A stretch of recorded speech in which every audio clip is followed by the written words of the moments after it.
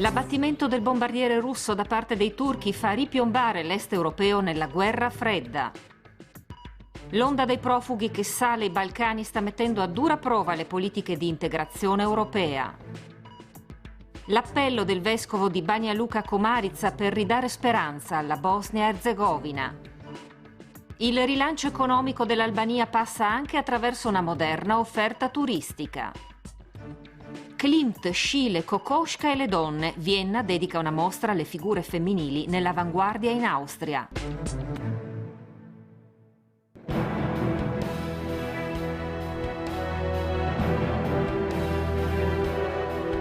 La distruzione del bombardiere russo in Siria da parte dell'aviazione turca ha riportato il mondo e tutta l'Europa orientale nuovamente in un clima da guerra fredda. In pochi secondi è svanito il progetto diplomatico, cresciuto sull'onda dello sdegno per gli attentati di Parigi, di creare una coalizione internazionale per combattere il califfato. Secondo la versione russa, il bombardiere Sukhoi ha sorvolato il territorio turco per circa 15 secondi, poi è rientrato in Siria. Secondo Ankara, l'aereo ha volato per circa 5 minuti in territorio turco e i piloti erano stati avvertiti di avere sconfinato. L'abbattimento è avvenuto in territorio siriano e sia l'aereo sia i piloti sono caduti in territorio siriano. Il pilota è stato ucciso dai guerriglieri anti-Assad mentre scendeva con il paracadute. Il navigatore è stato salvato dalle forze speciali russe. Durante le operazioni di salvataggio i russi hanno perso un elicottero. Vladimir Putin, parlando all'ambasciatore turco convocato al Cremlino, ha detto che è stata una pugnalata nella schiena da parte di chi aiuta i terroristi. Secondo Anna Milkova, ricercatrice e analista di geopolitica che ha lavorato in Russia e Medio Oriente, il presidente turco Erdogan ha dato l'ordine di attaccare il bombardiere russo per difendere le milizie dei turcomanni che si battono contro il presidente siriano Assad.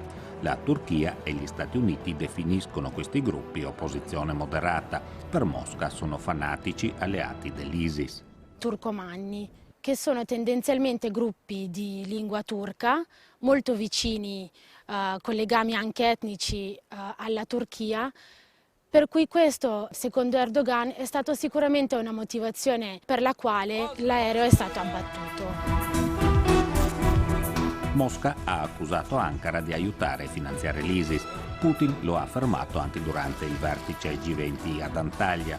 La Turchia ha deciso di partecipare alla campagna contro lo Stato islamico. Sicuramente però le sue posizioni sono state piuttosto ambigue, soprattutto per quanto riguarda le postazioni che la Turchia ha deciso di bombardare. Molte sono infatti gli esempi che ci dimostrano come la Turchia abbia tendenzialmente colpito postazioni kurde piuttosto che basi militari dello Stato islamico. L'abbattimento del bombardiere russo ha inasprito il confronto diplomatico e economico in atto tra la Russia di Putin e l'Occidente. Non è chiaro se la Turchia abbia agito con il benestare degli Stati Uniti. Sia la NATO sia Washington hanno detto che Ankara ha il diritto di difendere il proprio spazio aereo. Gli Stati Uniti sono molto ostili alle attività avviate dai russi in Siria e hanno criticato il presidente francese Hollande per aver cercato un accordo con Putin. Anche dopo gli attacchi di Parigi, la diplomazia statunitense continua a ritenere l'ISIS sostanzialmente una minaccia locale, non un fattore che può intaccare gli interessi strategici americani. Una posizione espressa chiaramente durante il summit che i presidenti sloveno e croato Borut Pahor e Kolinda Grabar-Kitarovic hanno organizzato a Zagabria e a cui hanno partecipato i capi di Stato dei paesi nati dalla dissoluzione della ex Jugoslavia. Il vertice era dedicato al tema della sicurezza. Nella capitale croata il vicepresidente degli Stati Uniti Joe Biden ha spiegato che l'America propugna una politica di contenimento della Russia nei Balcani e nel Mediterraneo e che per questo Washington deplora qualsiasi iniziativa di collaborazione bilaterale tra i paesi balcanici e la Russia.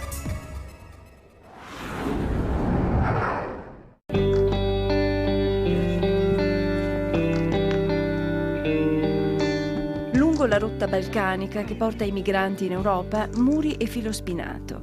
I paesi dell'est si blindano così.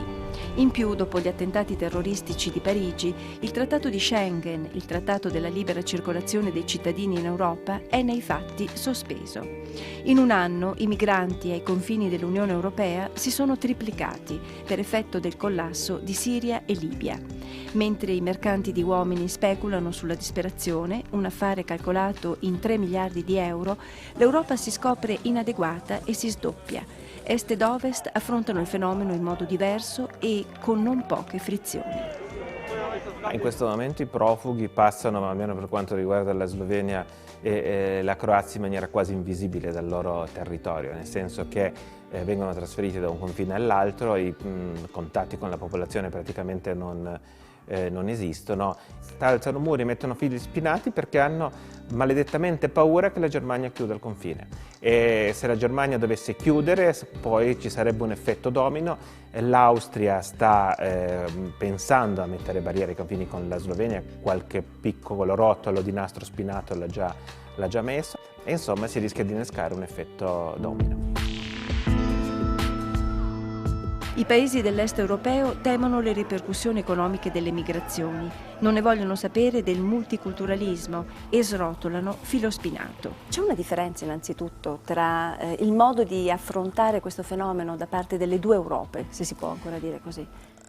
In parte sì, ancora, nel senso che la risposta dell'Europa orientale, sudorientale è stata più emergenziale perché è sempre stata meno preparata a questo, mentre quella dell'Europa occidentale aveva la presunzione di essere più strutturale.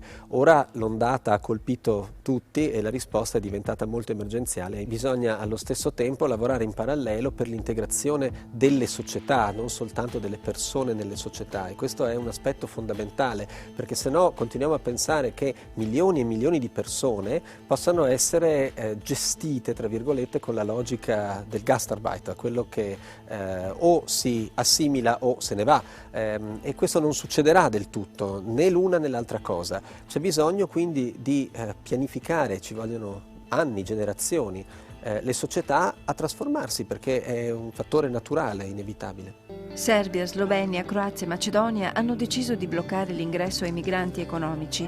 Varcano le frontiere solo i profughi siriani, afghani e iracheni. Gli altri non passano. Così, nella terra di nessuno, al confine tra Macedonia e Grecia, alcuni migranti per protesta si sono cuciti la bocca, minacciando lo sciopero della fame.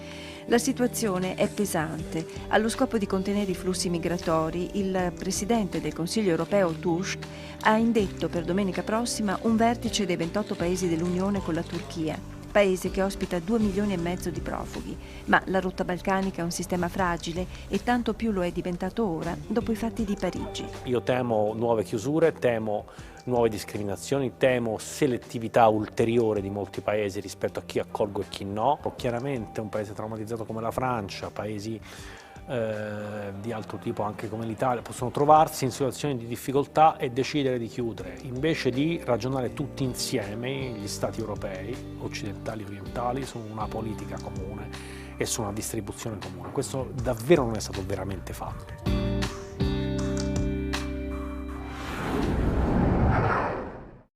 Atto di terrorismo a Sarajevo. Un radicale islamico della setta dei Wahhabiti ha ucciso in una sala giochi 2 soldati dell'esercito bosniaco, un serbo e un musulmano.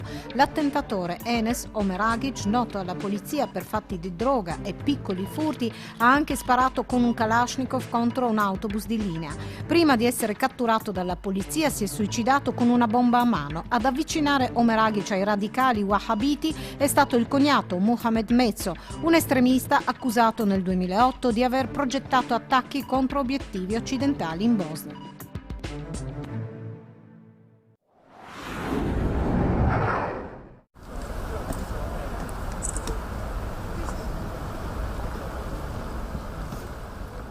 Ja sam prisiljen, nažalost. Sono stato costretto molte volte a sbirciare dietro le quinte della diplomazia europea e americana. Sono rimasto deluso dalla disonestà, dal cinismo. Kulisa te evropske i svjetske politike.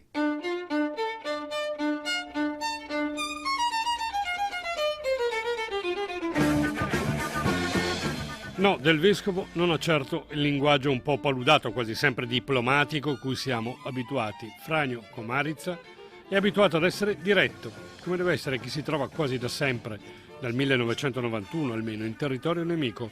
Lui, cattolico, rappresenta nella Repubblica Srpska, cioè la parte serba della Bosnia-Erzegovina, ciò che resta della comunità croata e appunto cattolica.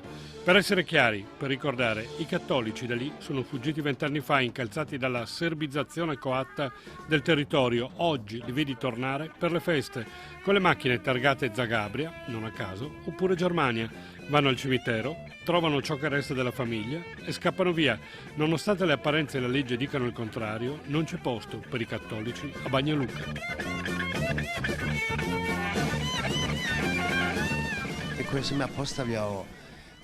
La mia domanda di sempre alla comunità internazionale, alla diplomazia: perché avete permesso tutto questo? Perché permettete alle volpi di restare nel pollaio? Domanda legittima quella che pone Monsignor Komarica. Perché tutto questo? La comunità cattolica oggi conta 3.000 abitanti in meno rispetto al 1995, quando cioè finì la guerra in Bosnia con la firma degli accordi di Dayton. Tradotto vuol dire che i cattolici hanno continuato ad andare via, a lasciare le loro case, proprio sotto gli occhi di chi, Unione Europea e diplomazia, doveva vigilare per il ritorno della pace. Parlare di riconciliazione resta difficile.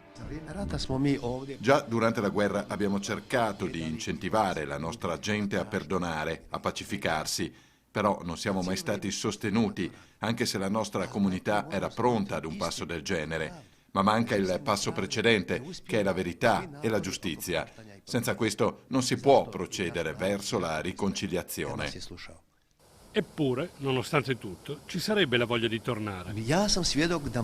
Nonostante il fatto innegabile che i criminali di guerra sono in mezzo a noi impuniti, ci sono comunque le persone che hanno voglia di ritornare e di convivere, di intraprendere una strada giusta. Nonostante questo, si cerca sempre di impedire a queste persone che vogliono tornare e accettano di convivere con questi criminali di tornare a casa loro.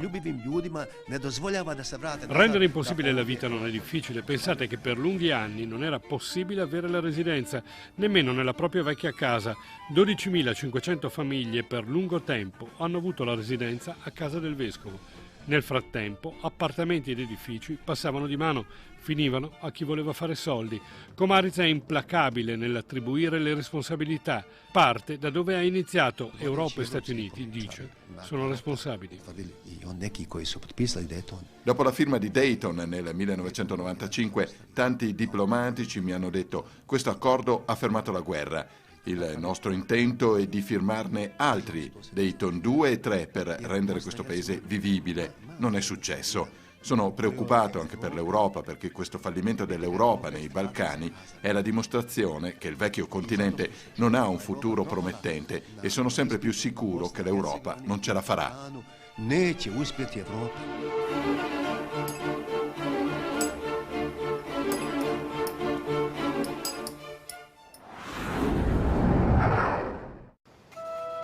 In un momento tanto difficile per le storiche mete del turismo mondiale, l'Albania ha deciso di giocare le sue carte, settore in forte crescita con picchi che hanno segnato negli ultimi anni un più 25%, un forte incoraggiamento per il paese delle aquile, più che mai determinato a fare del turismo elemento rilevante della sua economia.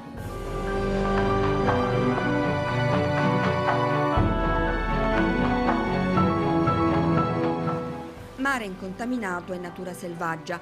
Questa è Porto Palermo, penisola sulla costa sud dell'Albania, una California vergine, come fu descritta da un alto ufficiale della Germania occidentale in visita durante il regime di Enver Hoxha. Una vacanza per chi ama il gusto dell'avventura, si legge oggi sui dépliant. È un paese bellissimo ed economico, dice Agnès, che è olandese, ma ci sono anche cechi, tedeschi, ungheresi, inglesi che di Porto Palermo apprezzano soprattutto il castello, si racconta edificato durante il periodo della dominazione ottomana. The castle's amazing, beautiful views from the top. Il castello ha una splendida vista dall'alto, tante stanze, tante storie. Non mi aspettavo fosse così bello.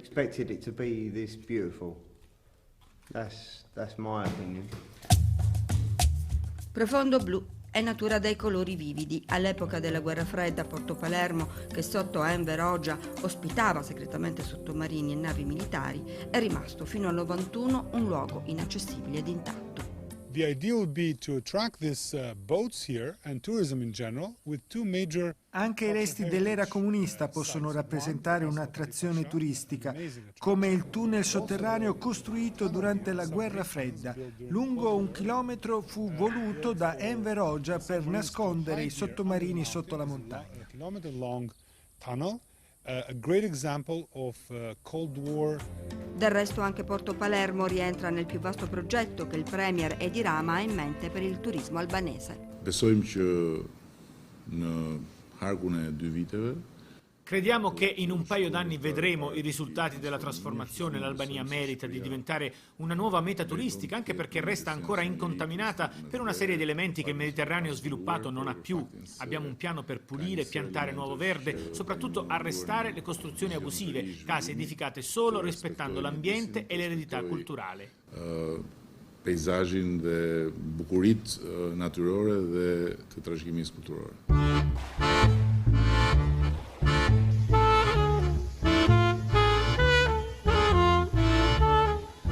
Mais positiva. Quest'anno c'erano molti più turisti nel mio albergo. Credo che se gli investimenti promessi dal governo arrivino entro fine anno per l'intera costa, compreso l'aeroporto di Saranda, si realizzerebbero più in fretta le nostre ambizioni nate ormai 20 anni fa. Certo, ormai è lontanissima l'epoca in cui l'Albania era un regno chiuso e impenetrabile. Oggi il piccolo paese dei Balcani, membro della NATO in attesa dell'ingresso in Europa, è un territorio con un enorme potenziale turistico ancora tutto da esprimere.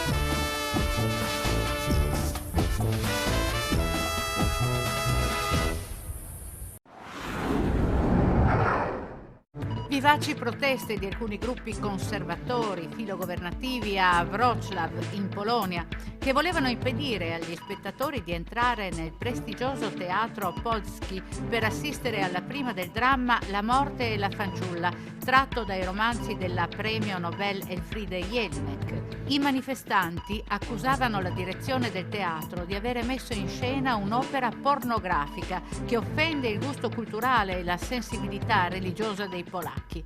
Per garantire l'accesso alla sala è intervenuta la polizia.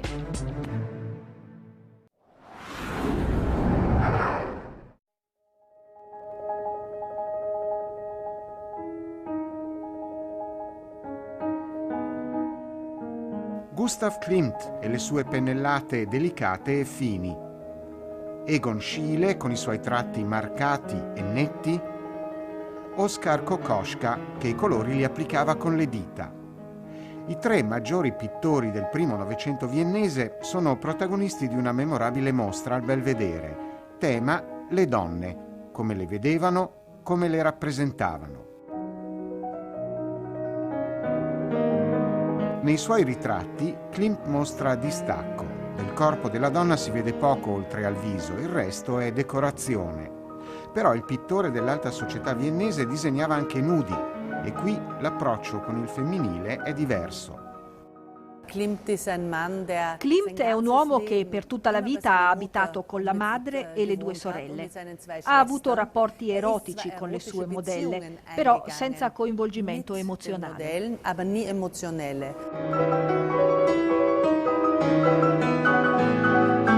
Schiele invece è preso dalle sue modelle, che siano la moglie Edith o questa donna sdraiata, dipinta nel 1917, un anno prima di morire, 28enne. Il pittore sembra ingordo di vita. Schiele si circonda di modelle e anzi le porta in società. Questo lo distingue da Klimt. Il suo atteggiamento è aggressivo nei confronti della donna, espresso con uno stile molto erotico.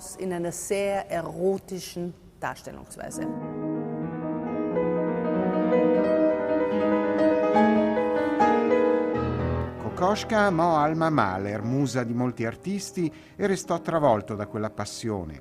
Ebbe una vita lunghissima, ma l'influenza di quell'esperienza e di quegli anni restò decisiva. A mio parere Kokoschka non ha mai capito le donne. Possiamo ammirare i ritratti di Alma. Alma lo inizia all'amore, alla sessualità, ma è come se lui ci fosse arrivato tardi e nei suoi ritratti le donne non sono rappresentate in modo bello.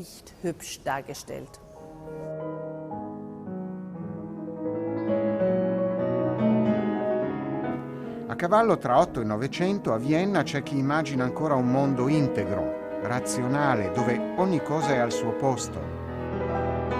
Scienziati e artisti di quell'epoca scoprono e mostrano invece una realtà più profonda, inquietante e difficile da sondare. I quadri, esposti al Belvedere fino al 28 febbraio prossimo, ci comunicano anche questo.